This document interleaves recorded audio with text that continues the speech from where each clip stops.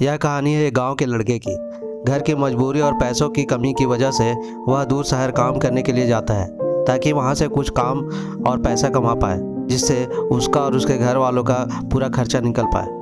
वह लड़का काफ़ी दिनों तक काम की तलाश करता रहा और आखिरकार उसे काम मिल जाता है। वह लड़का अपना पूरा काम सारा दिन भर पूरी ईमानदारी और मेहनत से पूरा करता था। यह देखकर उसका मालिक खुश हो जाता था।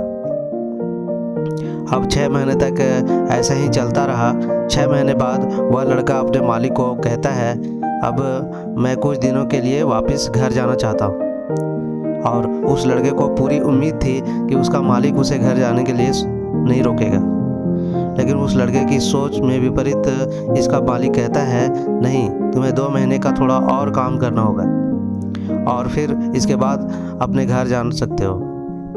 लड़के को थोड़ा गुस्सा आता है, लेकिन वह अपने गुस्से को शांत करके मालिक से पूछता है, बताइए मालिक, कौन सा काम है? इसका मालिक कहता है, हमें एक घर खरीदना है। तुम पूरे शहर में घूमो और तुम्हें जो सबसे अच्छा घर लगे वह घर खरीद लो, और जैसे ही यह काम खत्म हो जाता है तुम वापस अपने घर जा सकते हो कुछ दिनों के लिए। यह सुनकर वह गांव का लड़का खुश हो जाता है और जल्दी जल्दी घर की खरीदने का काम खत्म कर देता है।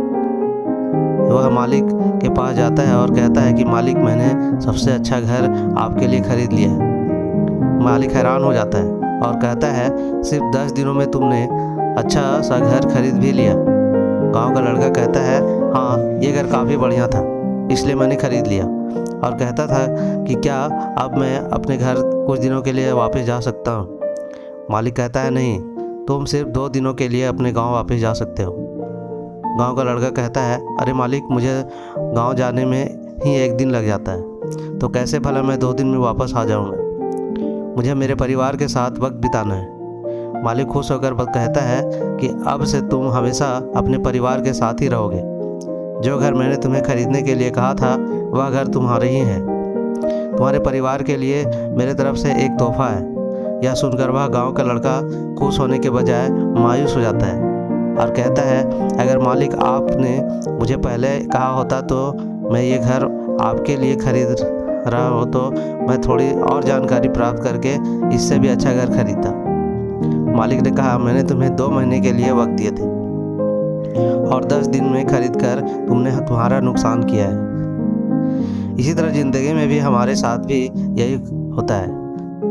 यह कहानी में जो मालिक था वह असल में वक्त था, और हमेशा वक्त जाने के बाद कहते हैं कि अगर मुझे पता होता तो मैं इससे भी अच्छा काम कर लेता।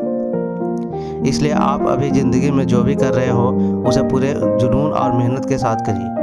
क्या पता आप आज जो काम कर रहे हो वो आने वाले समय में आपकी ज़िंदगी बदल दे। तो ये थी आज की कहानी, motivational short story in Hindi. तो कैसी लगी अपने दोस्तों के साथ शेयर कीजिए और कमेंट में ज़रूर बताइए कि कैसी लगी। तो मिलते हैं एक ऐसा ही नई कहानी के साथ, तब तक के लिए धन्यवाद।